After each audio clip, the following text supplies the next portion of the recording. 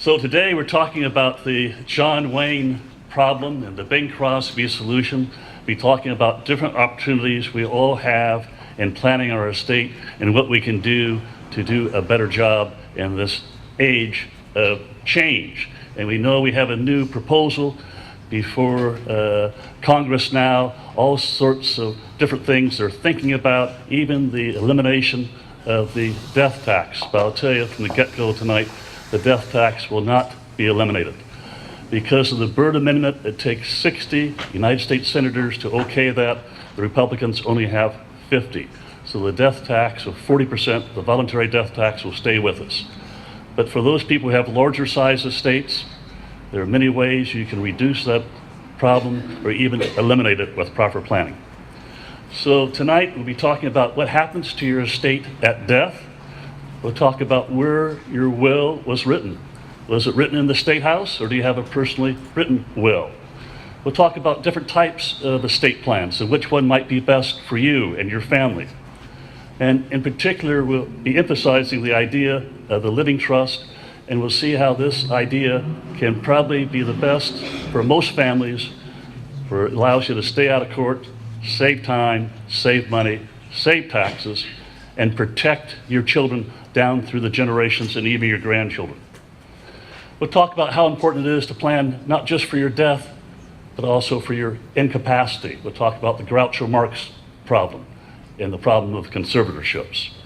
We'll talk about how important it will be to have ancillary documents, not just a will and a trust, but also a healthcare proxy, and also a power of attorney later in life to avoid a potential conservatorship. We'll also talk about probate, who the players are and how you can avoid it and why you should avoid it. We'll talk about beneficiary designations and how important it is to have correct and current beneficiary designations. I'm always amazed when I say to my clients, where are your beneficiary designation forms? They look at me and say, what are you talking about? And I say, I'm talking about your IRAs, your 401ks, your pension profit sharing plans. How are they going to pass? Don't they pass according to my will or trust? No, there's a separate document, the beneficiary designation form. Where is it? You want to make sure you have that. That's separate from the trust, separate from the will. If you can't find it, you might end up in a probate. Those are very important because a lot of people are passing the bulk of their estate through these IRAs and 401ks. We'll also talk about how important it is to keep your trust current and funded. And by funding, all major assets should be in the trust, with a few exceptions we'll talk about tonight. Also, how important it is to have the correct executors and trustees to step in and represent you. Does your plan eliminate or reduce the death tax? Should California couples take advantage of community property for a double step-up value and basis? And also, how I got involved in this whole area of estate planning. I was in the district attorney's office a long time ago, as Kevin mentioned, putting bad people in jail. And my parents called me to say, we're planning our estate, we want you to come. And I had to confess to them I didn't know anything about estate planning. I'd taken one class in law school. And they said, well, it's important for you to come, you're the heir of our estate. So we had several meetings with their attorney. They signed the documents. And they asked me, now, honestly, do you understand what we just signed? And I had to say, no, it was pretty confusing. Didn't understand all the lingo. And my parents thought everything was in line. This was a CPA and an attorney that my parents had known for quite a while. And then my father retired, and part of my parents' bucket list was to take a trip to Africa. So a bunch of their friends got together, and they were in a big plane crash in the Canary Islands. In fact, it's the biggest plane crash in the history of the world. 583 people perished, including my parents. And suddenly I got their documents, and I thought everything was in line, only to discover that with these documents, I was going to have to go to the probate department to reclaim my inheritance. It took me 3 years. I was going to have to pay inheritance taxes, death taxes, and probate fees. $300,000 of my inheritance went out the window. That could have been avoided with proper planning. So that's how I got involved in this business of estate planning. And I want to talk about some different people that were in a similar situation.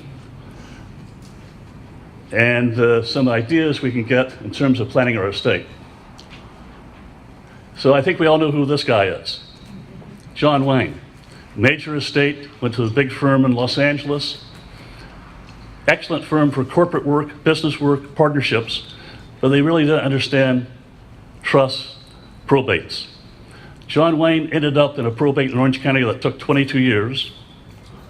Probate in Arizona, probate in Nebraska, probate in Washington, 4 probates, all of which could have been avoided with proper planning. So that's not the smart way to plan your estate. That's the reason I talk about the John Wayne problem. Also, there was no tax planning. He lost $6 million unnecessarily in taxes that could have been reduced or avoided with proper planning.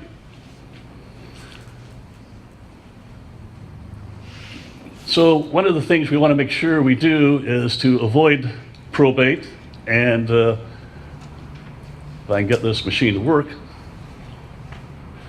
What happens if you're not properly planning your estate is your business interest, your real estate, your personal property, your life insurance all comes into this funnel, and it's subject to death taxes, accounting fees, probate fees, appraiser fees, attorney's fees, and executor's commissions. The idea of estate planning is to reduce those costs and to get better results with less expense. So that's our goal.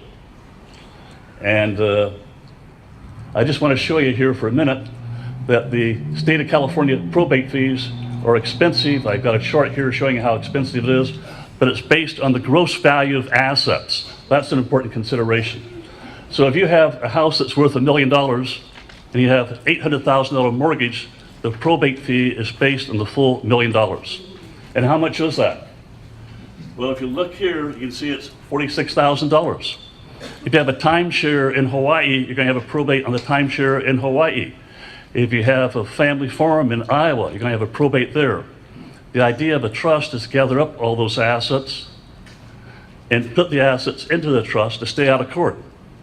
Courts are expensive and they take a long time. All right, now, Bing Crosby, he did a much better job of planning his estate. When he died, he owned the Del Mar racetrack. He owned it. He had to give it to the IRS in satisfaction of the death tax when Dixie Lee died. So he finally got around to planning his estate, and he set up a revocable living trust. He avoided probate. He saved time and saved money. So that's the reason I talk about the John Wayne problem. He went to court, and the Bing Crosby solution, he avoided court and saved time and money. They're getting a pretty good look at these slides. Another area that's important to look at is how you hold title. Now, how many people in this room hold title to their assets in joint tenancy? Let's see a show of hands. How many people in community property? How many people is their sole and separate property? How many people don't know how they hold title? And let's be honest, how many people don't care how they hold title? Because how you hold title has a dramatic income tax and a death tax effect on your estate. Most people hold title to their assets the wrong way. They hold title in joint tenancy. And here's an example. We go through, somebody who bought some stock for $50,000. It's gone up to $250,000. If you sell that today, while you're both alive, you got $200,000 subject to long-term capital gains tax. How much is the long-term capital gains tax today? Who can tell me? Long-term capital gains tax today is how much? 20% federal. What's the California tax? Ordinary, 13%, possible 13%. And the Obama tax? 3.8. So you got a combination tax of 37% on that 200,000. But if you hold on to that until one of you dies, the tax is dependent upon how you hold title. So what we want to do is make sure you hold title the right way. If you hold title in joint tenancy, you only get a partial step-up value and basis for the decedent's half. The decedent's half got stepped up, but not the survivor's half. So you have a potential tax on $100,000 worth of assets. If, however, you hold title in community property, we get a double step-up value and basis, not just for the decedent's half, but also for the survivor's half. So in that case, the tax would be zero when the surviving spouse sells.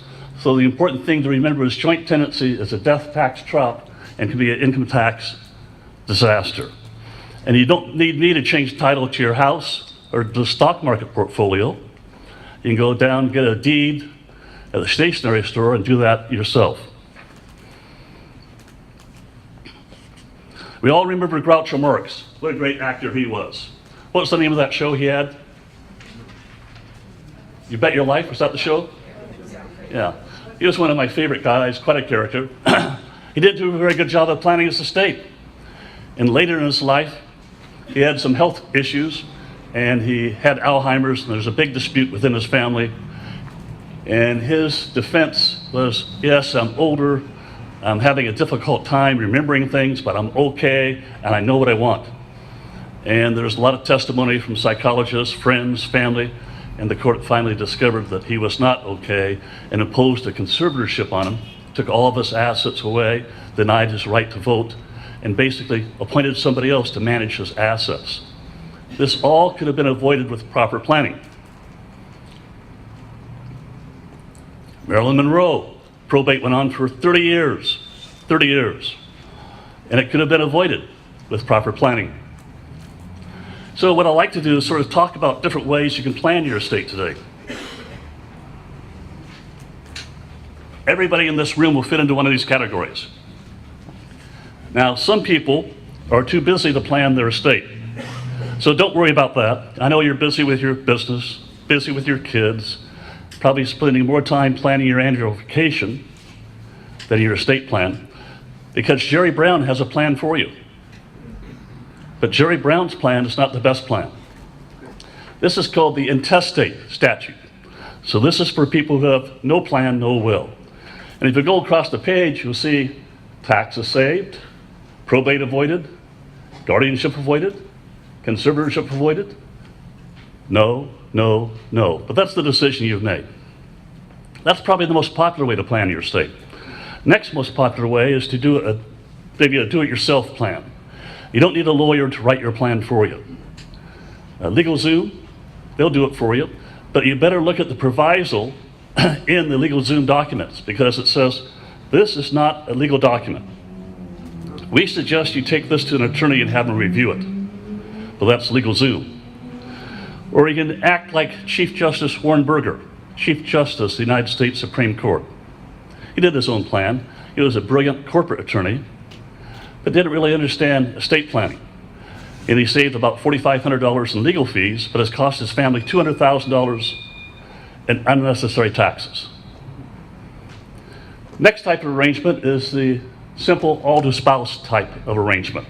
That's another way to plan your estate. I love my spouse, everything to her, otherwise down to the kids. So those are the three most popular ways of planning your estate.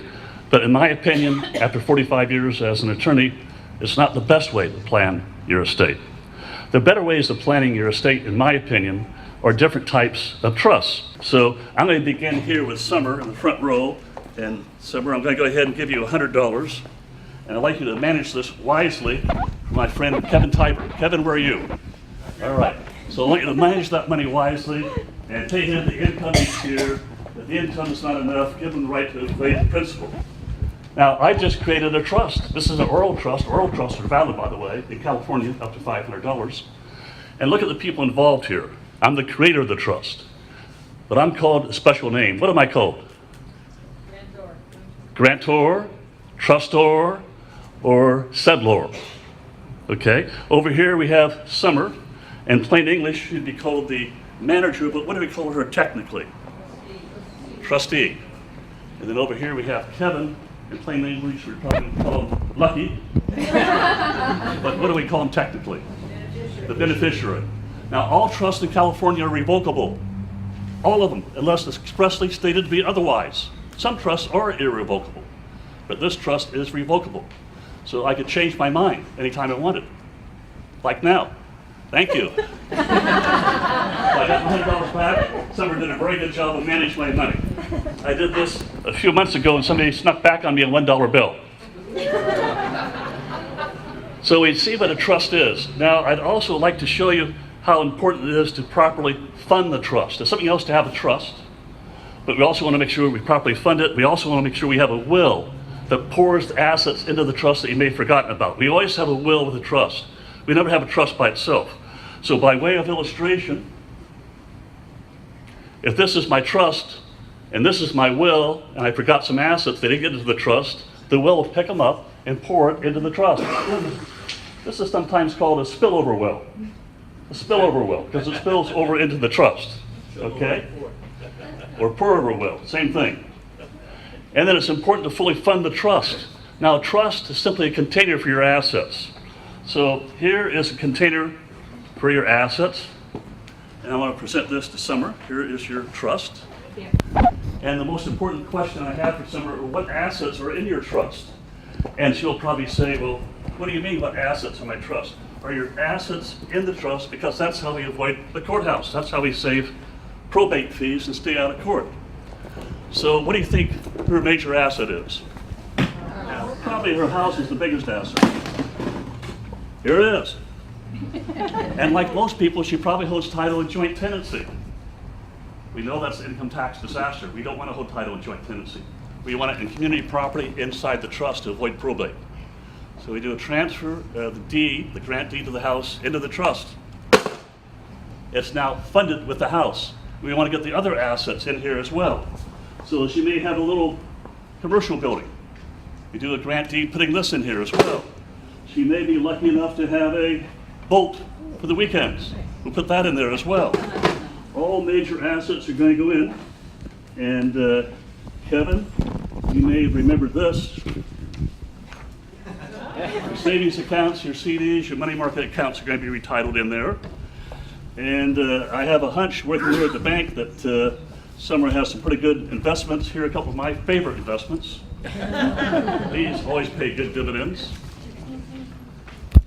And then she may have sold some property and taken some trust deeds or mortgages back. We want to make sure all major assets get into the trust, including the personal effects, furniture, and jewelry. Now later on, if she wants to refinance something, she can refinance it either directly in the trust, or she can take it out of the trust and refinance it. If you take it out of the trust and refinance it, make sure it gets back in the trust, otherwise we'll have a probate. Personal effects, you can go to anybody she wants. She can leave a letter behind. My engagement ring I leave to my sister. My gold watch I leave to my brother, whatever you want to do.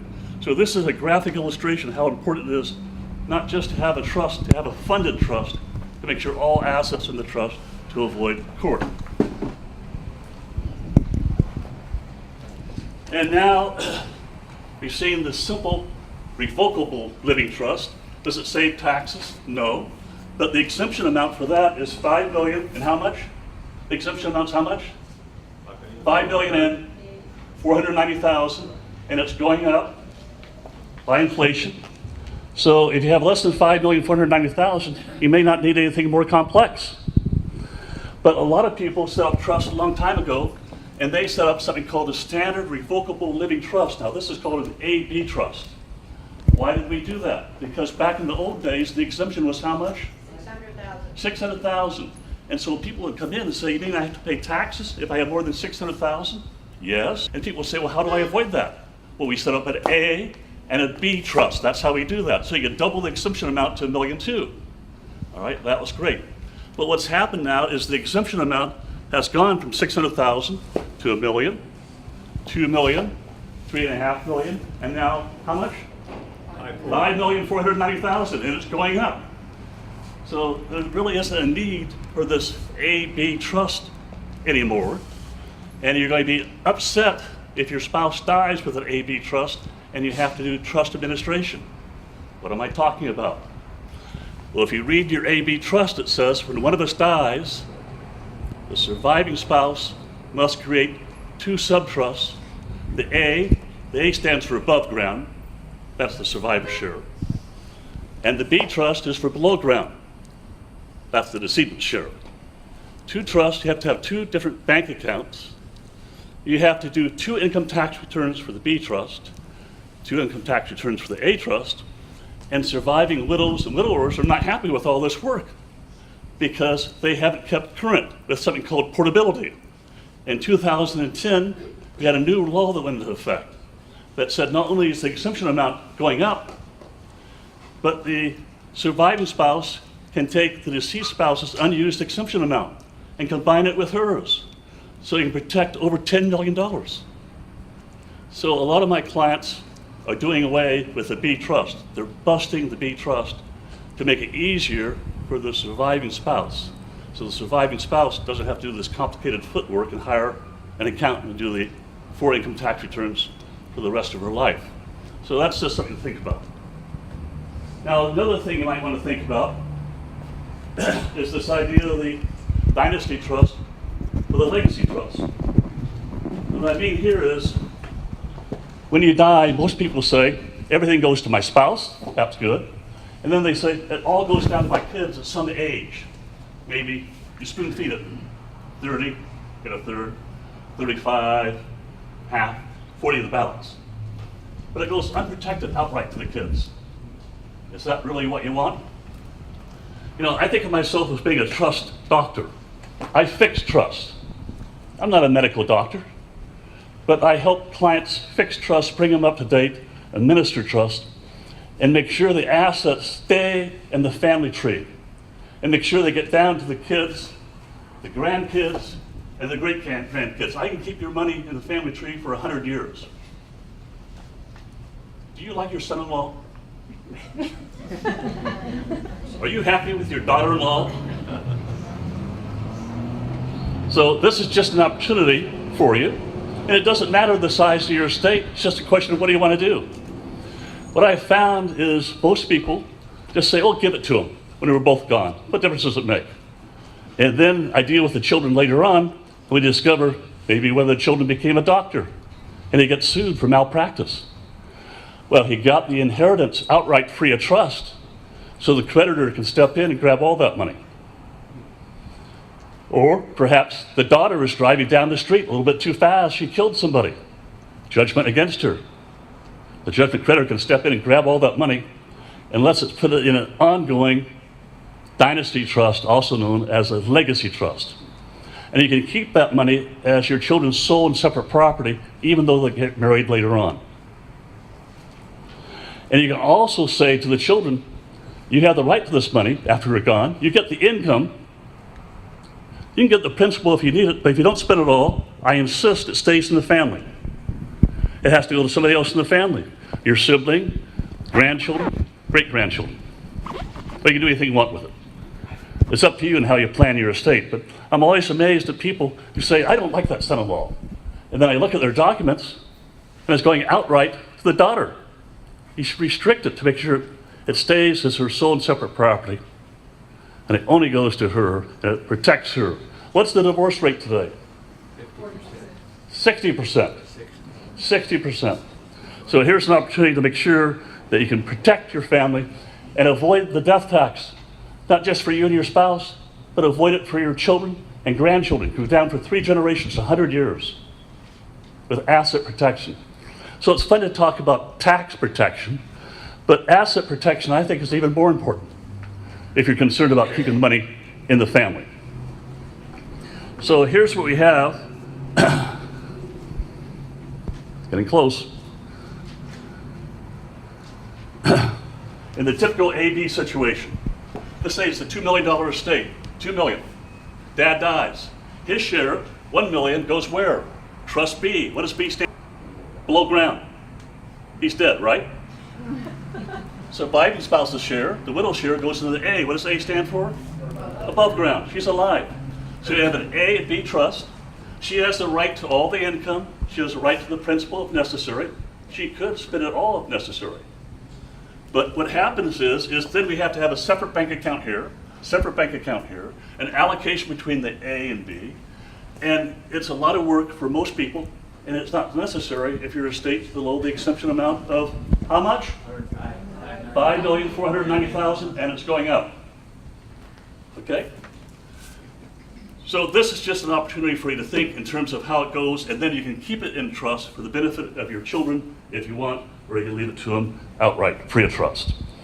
Now, when we do something like this and plan our estate, we also plan our estate to avoid the Terry Schiavo problem. Now, who is Terry Schiavo? 20-year-old gal who had a heart attack unexpected, and she didn't have a HIPAA, didn't have a healthcare directive. So she had told her friends, I don't want to be a vegetable if I have an accident, but nothing was in writing. She was kept alive artificially for 4 years before they pulled the plug. And when they did, they found out her brain had shriveled up to a golf ball. So we try and get our clients to realize you want to have a current HIPAA document and a healthcare proxy saying, get me off life support. Now, I know a lot of you have something like that, but my question is, where is it? Is it in your safety deposit box? Well, that's not going to help you. The American Medical Association says 78% of the people in the emergency room of hospitals come in, and they don't have the HIPAA, and they don't have the healthcare proxy, and the doctors step back and say, well, I don't want to make any decisions because somebody in the family may sue me. So you want to make sure you have a current one and you have it with you. So all my clients have a wallet card that gives information available immediately on the internet with their allergies, medications they're taking, who's in charge, they want to get off life support. This is good any place in the world. So my client fishing in Cabo San Lucas last year, massive heart attack. The doctor says, what are you taking? What allergies do you have? Who's in charge? He says, look at my wallet. 5 minutes later, the doctor knew exactly what to do. So these are good any place in the world, and you want to make sure it's current and up to date, and you have your allergies and everything else listed to avoid the Terry Scheibel mess. And the durable power for property as well. If you can't sign your name in the future, you want some judge to step in with like Groucho Marx and declare you to be publicly incompetent, or you want to keep it quiet and avoid that whole situation by you appointing somebody else to step in and sign your name and pay your bills. Now, this is not a client of mine, but it's representative of a client of mine, longtime client. I did a estate plan for 35 years ago, and I kept trying to get him into my office to update things. Because if you're not careful and update your things, that is your estate plan, you may not have a living trust. You may have something called a living nightmare. And so here's a perfect example.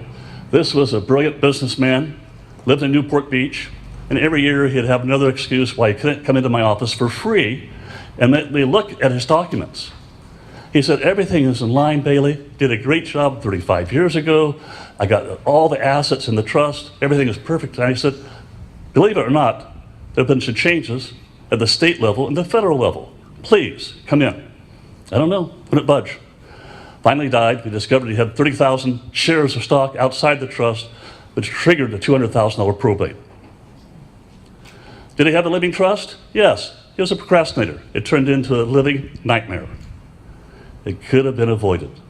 How are you holding title to your stocks and bonds? How are you holding title to your savings accounts?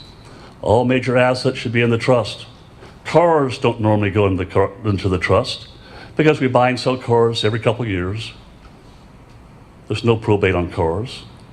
Your IRAs, KEOs, 401ks don't go into the trust. They pass by the, what? Beneficiary designation form. Okay? Annuities don't go into the trust because they pass by contract. But everything else should be in the trust, including your personal effects, furniture, and furnishings. Avoid a living nightmare by keeping your documents current and up to date. Roy Rogers, king of the cowboys. So he had a larger size estate than most of us, so he wanted to do some additional planning. So he set up a family limited partnership and basically split out the assets between him and his wife and his children and grandchildren and got discounts on those transfers and saved millions of dollars.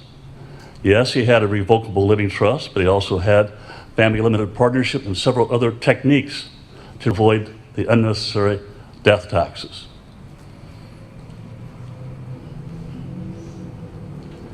Cinderella. We all remember Cinderella, but boy, her estate plan, her parents' estate plan, was not very well thought out. You remember her mother died unexpectedly. Her father then remarried somebody that had 2 daughters, and like most men, he left an estate plan and gave it to his new wife. And what happened? She turned into an ugly stepmother and took Cinderella's money and spent it on her own 2 daughters. Cinderella became a servant in her own home. So again, another example of how important it is to keep things current. How often does this story of Cinderella happen? It becomes a lot more common than you really realize, all over the United States, all over the world. And yet it can be avoided with proper planning to avoid the Cinderella problem. So the most important aspect of estate planning is how your assets will pass on down to your children to provide the maximum benefit for them. It's a question of what type of plan you have in place. So the biggest legal loophole in the tax law is this idea of the family legacy trust. But I would like you to go ahead and write in the biggest legal loophole, not only in the tax law, but also in asset protection. It's the same thing. Asset protection is the same thing as tax protection. And this is an opportunity that I think more people should take advantage of. You don't have to be rich to do this. Just a question of how determined are you to make sure your family money stays in the family trust. So this idea has been around for a long time, and it avoids predators and creditors. It avoids those in-laws that become outlaws. And it works miracles. If you go through an example here with 500,000, 7% could grow to 1.9 million after 20 years, 7.5 million after 40 years, and 29 million after 6 years. Compounding of interest is simply unbelievable. Time is on your side. So it's designed to provide flexibility for your assets and to protect them not just from the IRS, but protect them from predators and creditors. It can be irrevocable from the get-go, or you can have it revocable and then becoming irrevocable when you die. In either case, the underlying goal is to enhance the benefits of the assets passing to your bloodline and keeping it in the bloodline. Your children will become their own trustees if they're mature enough to manage their money. If not, you can have somebody else come in and manage the money in the meantime. Or perhaps you want to have farmers and merchants manage the money. It's entirely up to you. The children have the right to the income. Normally they have a right to the principal as well, but you can design it any way you want. If you want to say the children can only get the income and not the principal, you can design it that way. When properly prepared, it serves as a barrier to insulate these assets from the reach of outsiders. It protects the children, the grandchildren, and can make sure the money ends up in the hands of the grandchildren as well. South Coast Plaza, anybody been there? This is the biggest shopping center I understand in America in terms of gross sales. Who owns it? A Swedish family by the name of the Segerstroms. They have a special entity that owns that. It's held in a limited liability company. And again, they've shared that limited liability with discounts among their children and grandchildren to get substantial tax breaks and asset protection through the dynasty trust. So what I like to think of is, where are your assets going? How you're passing those assets on down to your children and grandchildren. Are you putting them all in the back of a flatbed truck that's going to go down the highway, and as it goes down the highway, it's going to lose some of these assets due to the IRS, to creditors, predators, in-laws? That's what most of you are doing. Or are you going to put your assets in something like this, a Brinks truck, protected? So as it goes down the highway to your children and grandchildren, great-grandchildren, it stays in the bloodline. That's the choice you have, planning your estate. And by the way, I think most of you know I have an office not just in Irvine, but I also have an office in Long Beach, where I am several days a week. I'm going to be in the Long Beach office next week, both Thursday and Friday. And if you'd like to meet with me in my Long Beach office right next to the airport, Mary, sitting back in the very back of the office, will be glad to schedule a meeting with you and me, no obligation. If you're married, I have to meet with you and your spouse together. I can't just meet with one of you, because this is a state of community property. But if that doesn't work out for you, and if you'd like to arrange another meeting, I'll pass around this sign-in sheet. I'll be glad to meet with you either in the Irvine office or the Long Beach office another time. So I'll just go ahead and ask you to take this and pass it around. And also, I have some other information when you come into my office. I have a little memorandum If you're acting as a trustee, what does it mean to be a trustee? Also, after 45 years experience as an estate planning attorney, I have a 55-page booklet in plain English that talks about different opportunities you have in planning your estate. And I've got some cute quotes in here, one of which is from Benjamin Franklin: "Nothing in this world is certain but death and taxes." And I'm here tonight to tell you that the American death tax is a voluntary tax. It's a question of how you plan your estate, whether or not you pay it or don't. It's just that simple. And so for the politicians to say we're going to kill the death tax and scare a lot of people, if you go to a good, knowledgeable, certified estate tax planning attorney, you can reduce it or totally eliminate it, depending on how aggressively you want to plan your estate. And of course, from the Bible, Genesis, "And Joseph made it a law over the land of Egypt. Until this day, the Pharaoh would have the fifth part." You see, 4,000 years ago, we had a death tax. But my favorite quote is from France. And here's the tax collector from France. His name is Jean-Baptiste Colbert. This is cute. "The art of taxation consists in so plucking the goose to obtain the largest amount of feathers with the least amount of hissing." The least amount of hissing. I like that one. All right, so what questions can I answer for you tonight, realizing that I can only hear half of what you have to say? Does anybody have any questions that I can answer for you? Yes. Yes. Oh, what if Summer was to sell the boat? I'm sorry? What if Summer was to sell the boat? What if she can sell a boat, she can sell anything you want, because remember, it's a revocable trust. So do you have to go and change everything? No. Yeah, she's the trustee, she's the beneficiary, so she can change it anytime she wants. So she's in charge of all the assets in the trust. She can liquidate them, she can change her mind anytime. It's something that can be amended or revoked at any time. Now, there are irrevocable trusts, but this is not an irrevocable trust. And by the way, these trusts that are valid in California are valid in every state. So you can take your trust from California and retire to Hawaii or Arizona or any other place you want to go to. Yes? When you put something in a trust. Yes. Does it have to, do you also have to change the will? No, because the trust is different from the will. Remember, this is a different type of will. This is not a dispository will. This is a pour-over will, and its only purpose is to pick up assets you forgot about and pour it into the trust. So in the will, you're simply saying, if I forgot about that timeshare in Hawaii, I want my executor, Summer, to step forward and pick it up and put it into the trust. Yes? What was the little card you were talking about? That's a healthcare proxy card you carry in your wallet.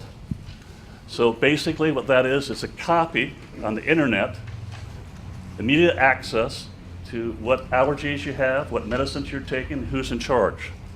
Because the American Medical Association tells us 78% of all the people in the emergency room with an unexpected heart attack, unexpected car accident, don't have their health care directive. The doctor can lose his license if he does the wrong thing. Yes? How important is it to record a trust? Okay. In California, you don't have to record a trust. It should be notarized. I don't advise you to record it because then it becomes a public document. So I'd say notarize your trust, keep it private, don't record it.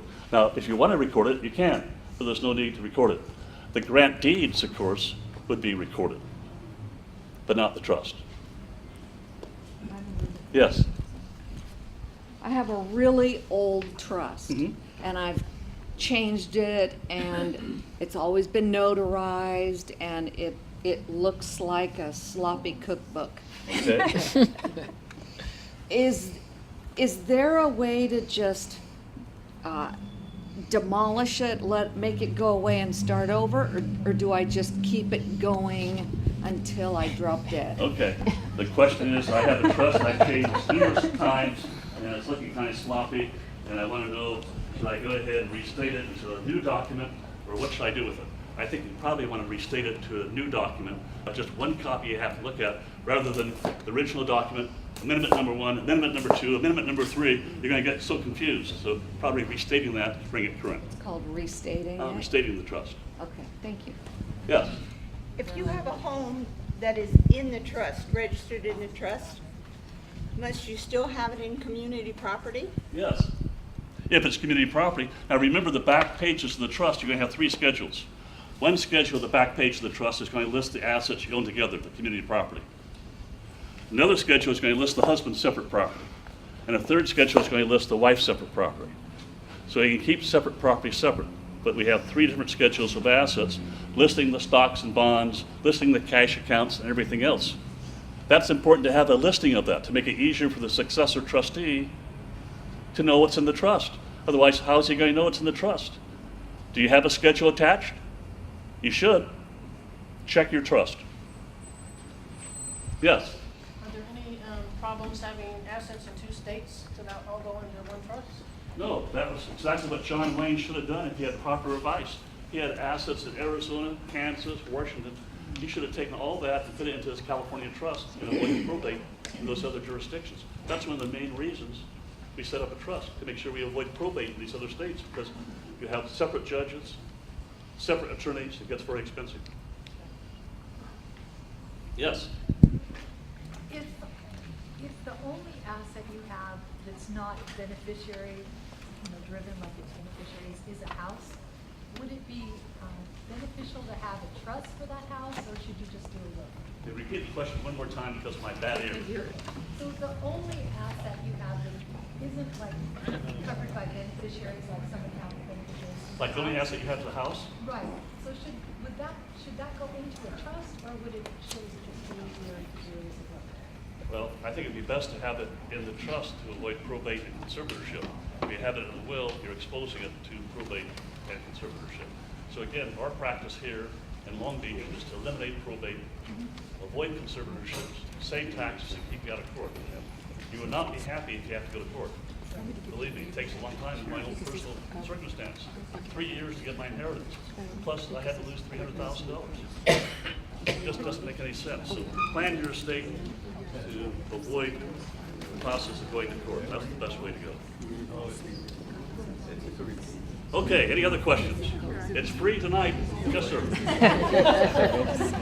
you're going to live 15 more months and have investment properties, you feel you're going to sell in 15 months, is it your personal name? Is it advisable to put it in a trust?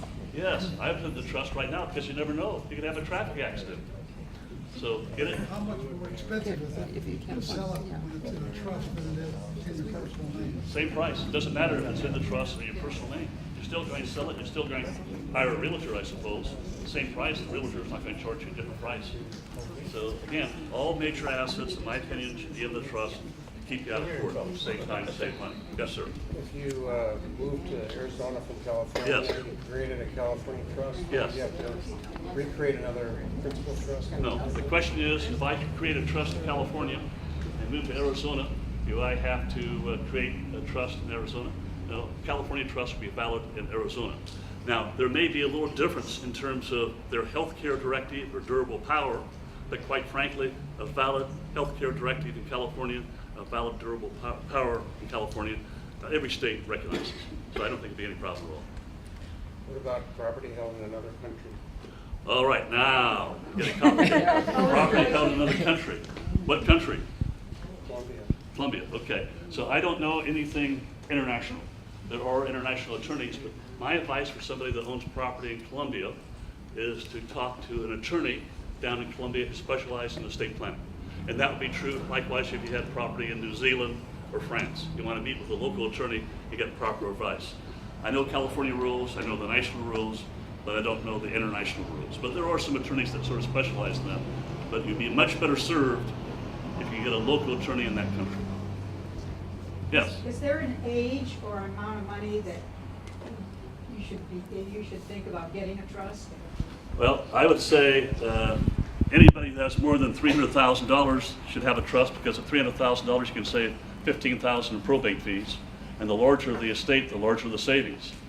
But if you said to me, well, I don't have any real estate, all I have is cash, well, maybe you just want to do beneficiary designation, pay on death to John, rather than setting up a trust. That's up to you. But most clients, I think, are better served by having a revocable living trust they can change later on. Yes, sir, way in the back. Assets that cannot go into a trust? The assets that should not be in the trust. Should not, cannot. Okay, cannot. Can't think of one. Give me one. I don't know. Yeah. Okay. I can't think of one. But again, IRAs, KEOs, retirement accounts, annuities should not go into trust. They pass by beneficiary designation form. Any other questions? Oh, yes. I'm single, no children, Yes. no relatives. Yes. So I'm figuring when I go, I would want to leave my money to charities. Would a trust still be good for me? or- Sure, I think so, because then the charity doesn't have to go through probate. Yeah, absolutely. You can actually give more money to charity by naming them as your beneficiary. Yeah. Yes. The cemetery plot should be in the trust. I'm sorry, say that one more time. Cemetery plots. Oh God, what a mess those are. Oh, I don't want to deal with cemetery plots. I'll tell you, they are really a mess. And what happens is you buy one, you can never sell it, you can never unload it. So I've done cemetery plots into the trust, but it's more of a headache than it's really worth. So try and give it away to your best friend. Yes. So what did Bing Crosby do wrong again? Bing Crosby did it right. I actually talked to Bing Crosby's attorney, and I actually met Bing Crosby before he died. And he set up a revocable living trust that eliminated the death tax with the unlimited marital deduction to his new wife, and he avoided probate, he avoided conservatorship, compared to John Wayne, where everything went through the courthouse. Bing Crosby avoided probate, and Bing Crosby did a much better job of planning his estate than John Wayne did. All right, any other questions? Yes? What happens when we make an appointment to start a trust? Yes. What do we bring with us? What happens when you make an appointment to do a trust and what? What do you bring with us? Oh, well, the most important thing to bring is your spouse.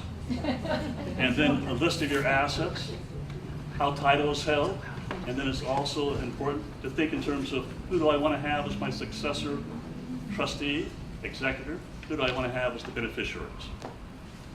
Okay, so in conclusion tonight, we've been talking about the John Wayne problem and the Bing Crosby solution, been looking at different ideas in terms of planning our estate. What are the takeaways tonight? Well, I think I've reviewed with you how important it is to plan your estate to avoid not just probate, but also conservatorship. We've gone through different ways that you can plan your estate. We've seen that the plan Jerry Brown has for you may not be the best. We've also talked about what you should do in terms of avoiding healthcare disasters. You want to have a current HIPAA and healthcare proxy. You want to have a durable power for property. This is all part of the estate planning process. We know that there's a certain amount of property that's exempt under current law, and how much is that? $5,490,000. If I have less than that, I don't have to worry about the death tax. And even though the politicians over here are talking about the elimination of the death tax, in my professional opinion, it will never happen. We've talked about probate, the time delays of probate, the cost. And you've seen within my own family how I had to go through the experience that could have been avoided with proper planning. We've also talked about how important it was with Summer's help to fully fund your trust, make sure it's current. Are all the stocks there? We've also seen that you should take advantage of something called community property in California, because it will save income taxes for your spouse when you die. You get a double step-up value and basis. If you don't remember anything else I say tonight, and go home and check your grant deed tonight, check your stock market portfolio, call your financial planner, and have them change it to community property, this lecture has been more than worthwhile. And finally, where is your beneficiary designation form? Where is it? Very important. Who have you named as your beneficiary? Normally, it's going to be your spouse first. But who's the secondary beneficiary? Get the beneficiary designation form. Now, I know what will happen is you say, oh, I had it at Washington Mutual, but they're no more. They're over at Chase. Can they find the forms? A lot of times they can't. So you'll be going through a probate. Find your beneficiary designation form. So tonight we've been talking about the John Wayne problem, the problem of paying unnecessary taxes, the problem of going through probate, We contrasted that with Bing Crosby. I want to thank you very much for allowing me to speak, and what an honor it is to be in this beautiful location at Farmers and Merchants Bank. Thank you, Kevin, for allowing me to do this talk.